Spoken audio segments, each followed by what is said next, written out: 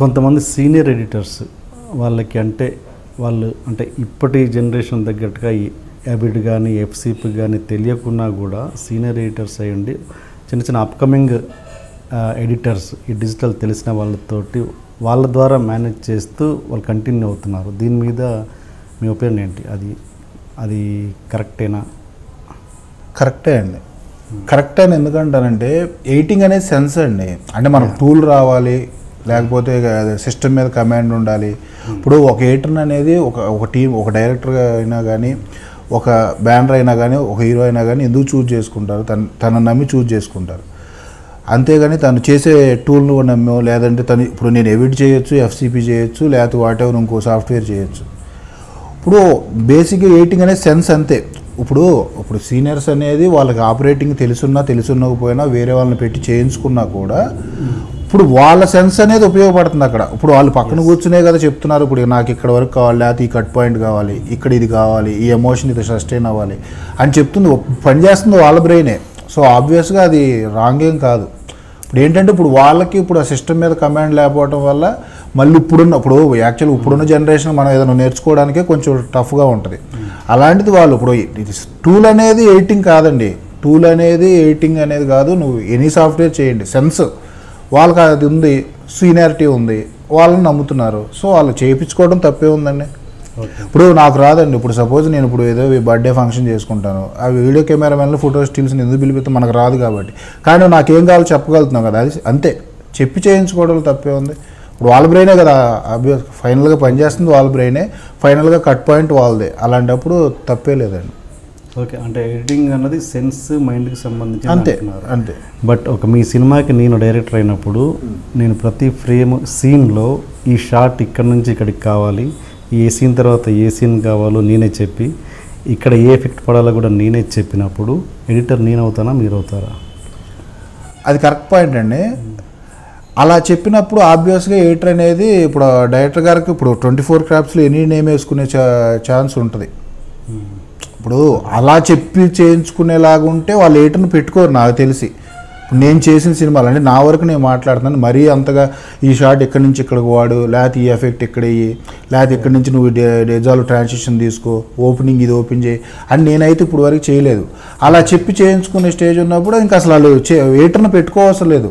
ఎవరో ఒకరిని పెట్టుకుని ఆపరేట్ చేసుకుని వాళ్ళు కార్డు వేసుకోవచ్చు.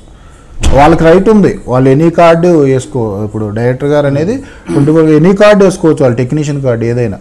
అలాంటప్పుడు ఎడిటర్ని పెట్టుకోవటం ఎందుకండి? ఇంకా అంటే ఇప్పుడున్న టాప్ డైరెక్టర్స్ ఎవరు కూడా వాళ్ళకి ఏం కావాలో చెప్పారా?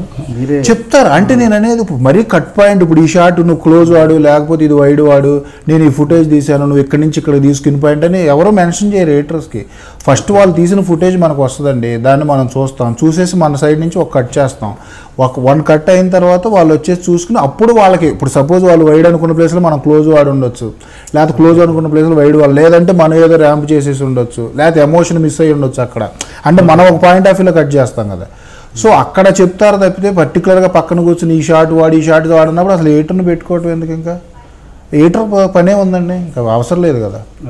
ఎడిటర్ని పెట్టుకునేది ఎందుకు? ఆయన తీసిన సినిమాని జాగ్రత్తగా మనం డీల్ చేస్తాము, ఆయన ఎమోషన్ని మనం కాపాడుతామని ఒక ఎడిటర్ని నమ్ముతారు. ఇప్పుడు ఎందుకంటే టెక్నీషియన్ కంటిన్యూ చేస్తారంటానికి రీజన్ అదేనండి. ఇప్పుడు అందరిని మార్చవచ్చు కానీ కెమెరామెన్ని, ఎడిటర్ని ఎక్కువ మార్చరు. మీరు అబ్జర్వ్ చేయండి. అంటే మ్యూజిక్ డైరెక్టర్స్ మారచ్చు, వాటెవర్ మారచ్చు, వాళ్ళు మారుతారు. ఎందుకంటే అందుకే ఇప్పుడు జగన్ గారు ఉన్నారు, నేను 10 సినిమాలు ట్రావెల్ చేశానంటే ఇప్పుడు ఆయన ఫుటేజ్కి ఇప్పుడు శేఖర్ అనేవాడు ఇప్పుడు నేనున్నా లేకపోయినా కానీ ఇప్పుడు నన్ను ఫాలో అవుతాడు, నేనేం కావాలనుకున్నాను తనకు తెలుస్తుంది అనే ఇంటెన్షన్ ఉంటుంది.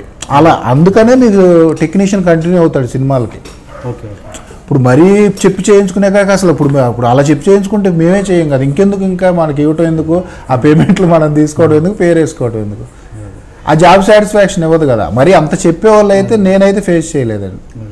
అంటే సినిమా అన్నది ఎగ్జాక్ట్గా డైరెక్టర్ విజనే కదా, ఎగ్జాక్ట్గా డైరెక్టర్ విజనే కంప్లీట్గా. ఇప్పుడు సపోజ్ బాహుబలి లాంటి సినిమా రాజమౌళి గారు ఖచ్చితంగా విజన్ చేసే ఉంటారు కదా. అలాంటప్పుడు ఖచ్చితంగా ఆయన చెప్తారు కదా అంటే నేను అనేది ఏంటంటే ఇప్పుడు ఆబ్వియస్గా ఇప్పుడు ఎవరైనా ఏం చేసినా కానీ ఇప్పుడు నా ప్రోడక్ట్ ఉంటే నేనే ఇప్పుడు అందుకనే కదా కెప్టెన్ ఆఫ్ షిప్ డైరెక్ట్గా అంటాం, నేను కాదంటలేదు. కానీ ఆయన చేసిన ఫుటేజ్ని ఫాలో అయ్యి మనం ఆయన అనుకున్న ఫీల్ చేయగలుగుతున్నాం లేదా? ఇప్పుడు సపోజ్ ఎడిటింగ్ అనేది చేస్తే ఒక 5-6 నెలల ప్రాసెస్ అండి. 5-6 నెలలు ఆయన మనతో ట్రావెల్ చేయలేడుగా, షూటింగ్ చేసుకోవాలి, వేరే కమిట్మెంట్స్ ఉంటాయి, అన్ని లొకేషన్స్ రిక్కీస్కి వెళ్ళాలి, అన్ని రకరకాల కమిట్మెంట్స్ ఉంటాయి ఆయనకంటూ. ఇప్పుడు ఆయన 5 నెలలు షూట్ చేసి 5 నెలలు నా ఎడిటింగ్ కోసం కూర్చుంటే సినిమా అనుకున్న డేట్ రిలీజ్ అవ్వదుగా. సో ఇప్పుడు మనం నమ్మి ఇప్పుడు ఫుటేజ్ అనేది మన ఎడిటింగ్కి వచ్చినా మనం నమ్మి వదిలేస్తారు. ఇప్పుడు సపోజ్ ఆయనే కూర్చుని చేస్తే ఒక 10 గంటలు పట్టింది అనుకోండి, నేను చేసిన తర్వాత ఆయనకి 2 అవర్స్లో అయిపోద్ది, అంటే ఆయనకి టైం సేవ్ అవుతుందిగా. ఇప్పుడు మీకు అర్థమైంది నా పాయింట్.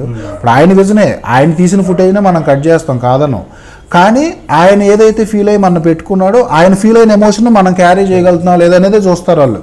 ఇప్పుడు నన్ను ఎడిటర్ అంటే ఇప్పుడు నేనేదో అక్కడ ఏదో మనం క్రియేట్ చేస్తున్నది పాయింట్ కాదు, వాళ్ళు తీసిన ఫుటేజే ఉంటుంది, వాళ్ళు తీసిన ఎమోషనే ఉంటుంది, కానీ ఆ ఎమోషన్ నేను క్యారీ చేస్తున్నాను లేదా.